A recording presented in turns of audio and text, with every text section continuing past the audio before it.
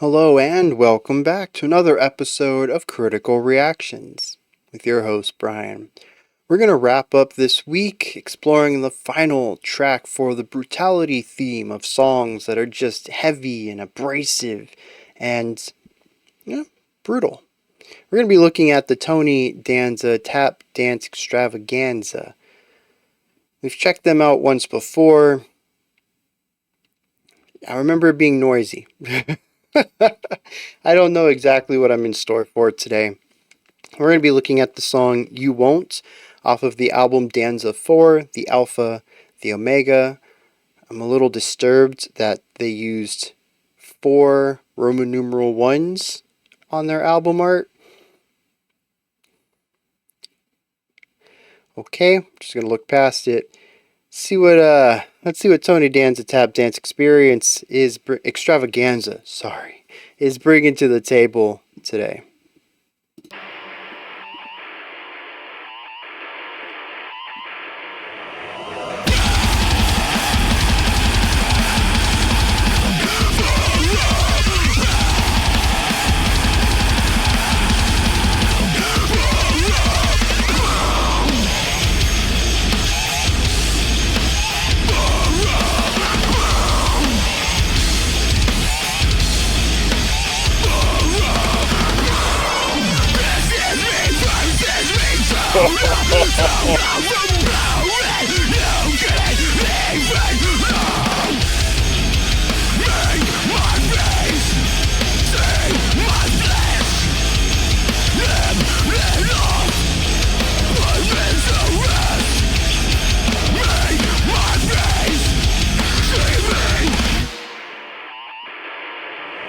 So it's interesting.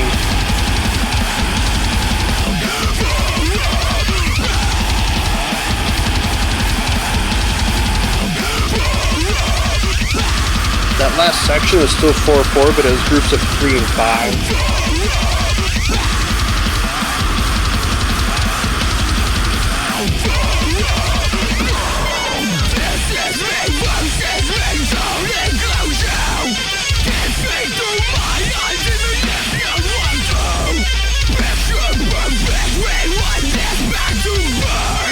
I don't like this one. I don't.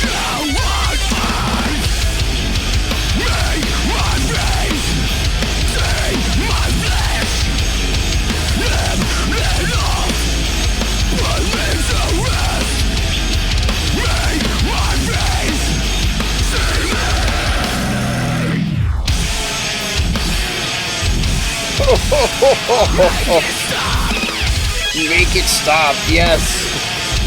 This is, jeez.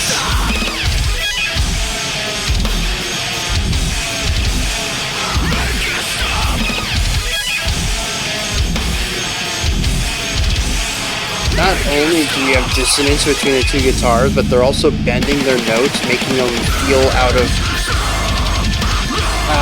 microtonal.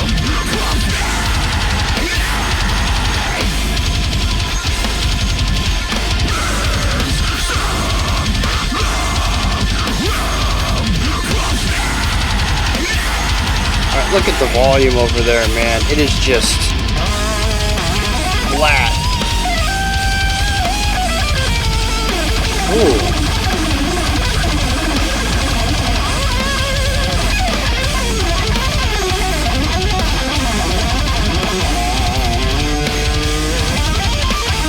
It's not chromatic.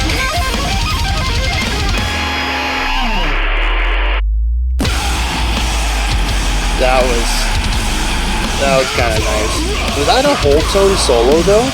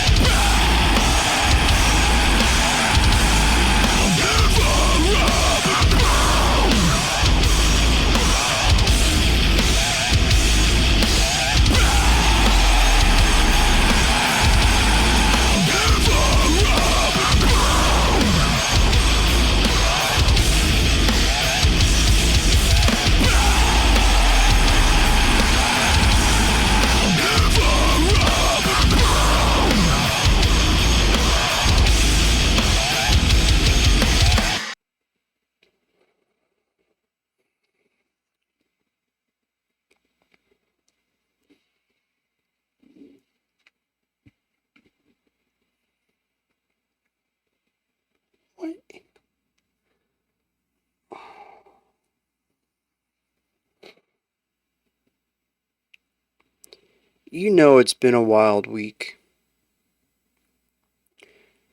when the core adjacent song is one of my least favorites. There's definitely some metallic stuff in here, so I'd probably say metalcore, but there's also a lot of post-hardcore in it too. And I think with a little bit more consonant harmony, I would really enjoy this. It's a bit static for my taste, but for 4 minutes, I think it's fine. But they just really love to dance around with those sharp, abrasive tones. And that is just not my cup of tea. Not at all. No.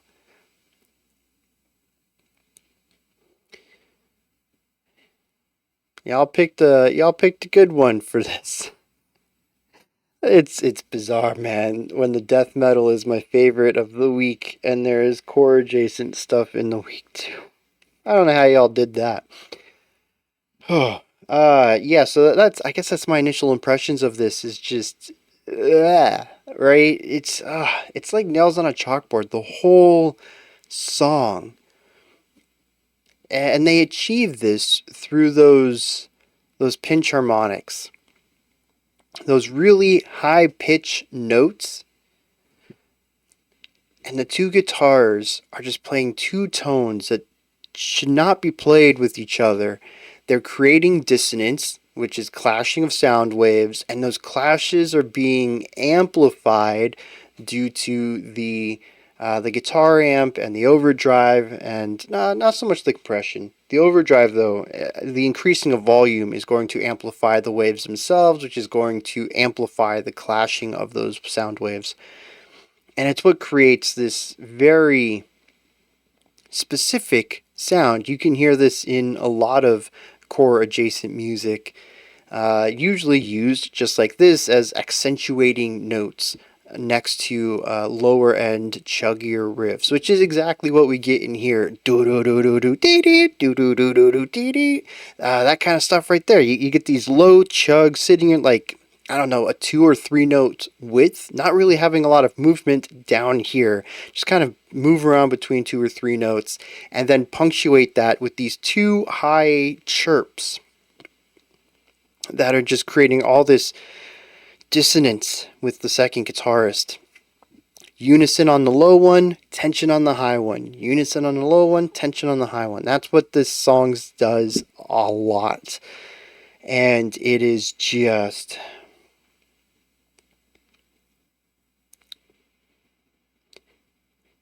it's not my cup of tea. Not for me. But this isn't the only time that we hear dissonance either. We had that entire second guitar section, which was the 2 guitars not using any of these harmonics, but still creating very tense harmonies with their melodic duet. Both playing, I think it was an 8th note, 16th note. It was just a rigid rhythmic pattern.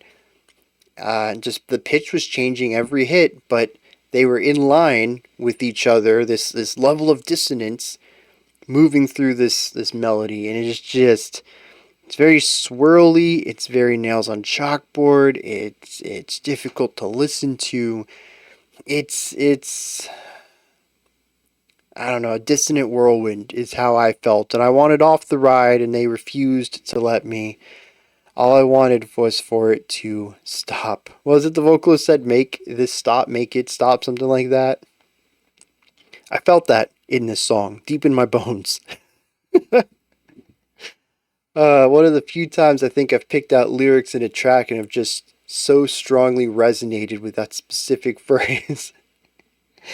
And generally from the bass and guitar section, that's the whole song. We either have low chuggy stuff creating cool groove, or we intersperse these high-pitched chirps alongside the low chugginess, or we work with just dissonance.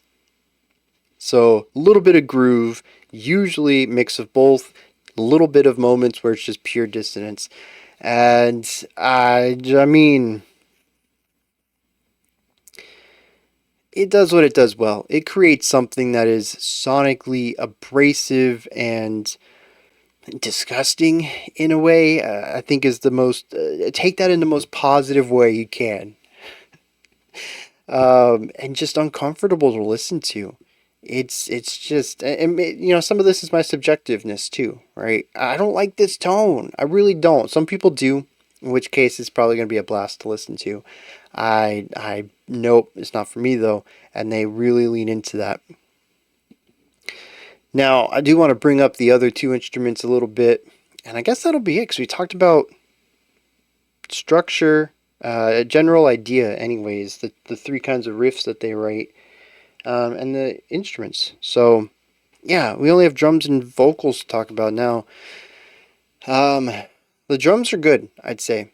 Very steady. There's a couple of, really a couple, like one or two fills in here that I thought were really nice. But for the most part, the drummer just sits back there, plays some really intense stuff, but keeps in the beat, sits in that pocket. It's not an easy pocket to sit in, but there isn't a lot of expressiveness to the drum work on this track. And I can appreciate that. The guitars are taking a spotlight. You let them have it. The drums just got to stay consistent. They can be chaotic in their own way, but not attention stealing. And I think that works really well. The vocals are abrasive and aggressive from start to finish, always using harsh vocals, but y'all already knew I was going to bring this up. The vocalist has quite a range as well. They have these really low guttural fries. I don't think we ever enter into any false chord growls. I think everything's fry in here, but they seem to have a range. It's not just even like socketed sections where they have a low one, a mid one, and a high one. They sort of can control the like a free-flowing perception of pitch in here, and it creates sort of a melodic component to the vocal work that I thought was pretty interesting. Now, the vocalist does typically sit on a note for specific words or phrases, and then they'll move to a different note for the next lick or whatever. It's not like they are singing a melody, but like I said, a lot of vocalists just sit on one sound for an entire song, or maybe they have a second sound to jump between. This dude feels like he can hit all sorts of pitches within his range. And I find that brings a very palatable element to the song. It is, for me, a saving grace. It was something I could focus in on and kind of enjoy for the most part. And it all being fry screams clicks with me a little bit more than false chord does. Growls still, after all this time, still haven't really latched on to me. I'm okay with them, but they're not the type of harsh vocal I tend to seek out. And so I found something in this song that I could really click with, that I could enjoy on a level, and also fawn over a little bit. Again, it's wild for me to, because the thing is, like, there's such a gulf between your, I don't know if I want to call it like the typical harsh vocalist who just has that one tone, and then something like this where they can basically sing in harshes. But I always find it to be a bit of a relief because it's such a different type of harsh vocals to me. It carries over some of the melodic and dynamic qualities of clean singing that I really appreciate and brings it into that harsh realm, and it's always a joy, and you just don't see it too often with harsh vocals. I think metal tends to use the more static kind more often. That's not to say that every metal harsh vocalist only sticks with static vocals, but that is what we tend to see more of. And when it comes to post-hardcore, to me it's kind of a 50-50, but I tend to see more vocalists who have a variety of harshes to work with. I think part of that just comes from hardcore's usage of yelling, which is more of a pitched harsh, and sort of trying to adapt that to a safer, more sustainable type of harsh vocal. But I don't know. Music history, man. I'm not always up to, I don't always have all the right information to come to conclusions like that. So that's just kind of like a gut hypothesis at the moment. But anyways, back on this, I really love what the vocalist is doing here, and it gave me something to look forward to against all of the gnarliness of the guitar work. And that's pretty much, my take on this song. It's noisy, it's abrasive, it uses a lot of dissonance whether it's clean dissonance or those pinch harmonic dissonance moments. It's just tonally not my cup of tea. It's chaotic as well. It does seem to fit a sort of verse chorus, verse chorus. Oh, I haven't talked about the bridge, the guitar solo. That was kind of bonkers. It's a lot of shred in there. It kind of doesn't go anywhere harmonically, which made me think that it was chromatic, but the more that I listened, it didn't sound chromatic. The chromatic scale is every note. You don't exclude any, so it's kind of bland. It doesn't necessarily have in a sense, it doesn't have a characteristic to it. Like major chords are happy generally, and minor chords are sad, and diminished chords are kind of spooky. Chromatic, it has every single note, so it's everything. It's like a rainbow, rather than a picture that only uses blue and red. I don't know. So it does have its own unique sound, but it also doesn't, to me, have a characteristic. And it didn't sound chromatic, though. It definitely sounded open, which made me think of open tones. Open tones also kind of have a free sort of vastness to its sound. It doesn't necessarily lean into an emotion as much as an expression of options. And that's kind of what I got out of that. So I wonder if that was an open tone chord or open tone scale that they were using for the guitar solo. I'm not 100% sure on that, but it was definitely a unique sounding guitar solo that worked well with the general chaos harmonically that they've expressed on here, and their general lack of care for consonant tone. So it fits the song, even if I think it was a bit of an awkward guitar solo. But on the performance side, I think it was well played. There wasn't any mistakes in there or anything like that. And if it was totally intentional and the guitarist is like, I'm going to set out and do an open tone, a whole tone. I think that's what I meant to say this whole time. Why have I been saying open tone? Whole tone scale. It kind of brings into question harmonic theory of the band. This is something I make mistakes of every time I listen to metal. But a lot of metal musicians tend to learn, they're self-taught, they emulate their favorites and then build off of that, right? So there isn't much academic knowledge in the realm of metal. It's not to say it doesn't exist, it's just not the primary way that metal musicians tend to learn harmony and melody and rhythm. But when I hear something like this, it's a bit outside of the realm that metal typically is associated with. And it makes me wonder, hey, do they have any academic knowledge? Or not even just academic, but just knowledge outside the realm of metal. Maybe they're self-taught jazz musicians too, and they've learned harmony from there, or something like that. There's all sorts of places that you can still self-teach yourself interesting harmonic theory. But, like I said, it's always a place that I wonder, because it doesn't show up too often in metal. I went into some lyrics on this. I know this was a short reaction, but aside from just sort of being really turned off by this song, I don't have much to add to it. It's just a song that made me feel gross the whole time. And, I guess that is an interpretation of the atmosphere of this song. Let's hit some lyrics. All right, this is interesting. Based off of the lyrics, which kind of reminded me that we started off with what felt like the chorus because we kept coming back to it, and it's a very simple idea. It's those pinch harmonics with very straightforward vocals on it. I do think we start off with the chorus because it is where we end as well. But despite starting on the chorus, we still only hear it 3 times. It's because after the second verse, we don't go back to it. We have chorus, verse, bridge, chorus. It's pretty much the A, B, A, B, C, B, except the first 2 A, Bs are swapped. We have B, A, B, A, C, B. It's a bit of a different structure. I'm curious what the point of that is. I mean, usually you include the verse before, or sorry, you include the chorus first before the verse. We see this often in a lot of modern pop in order to catch people's attention span right off the start with your hook, hoping to get that into their minds so that even if they decide to click off your sub 3 minute song before it's over, it'll still be stuck in their head. You've still got that chance to get the earworm in there, and maybe they'll come back and listen to it again all the way through. It's a way of combating diminishing attention spans in the modern listener. But it's also a way to get that chorus in another time. 3 times through, yeah, maybe it doesn't get stuck in people's heads.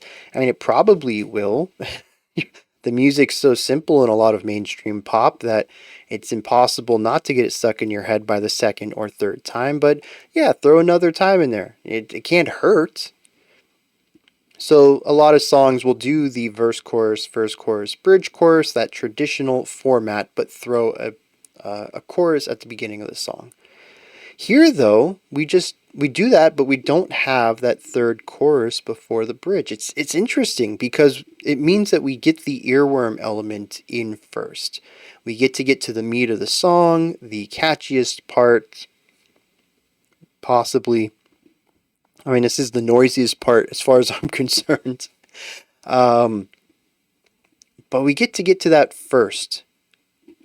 But we don't use this to give us an extra time through the chorus.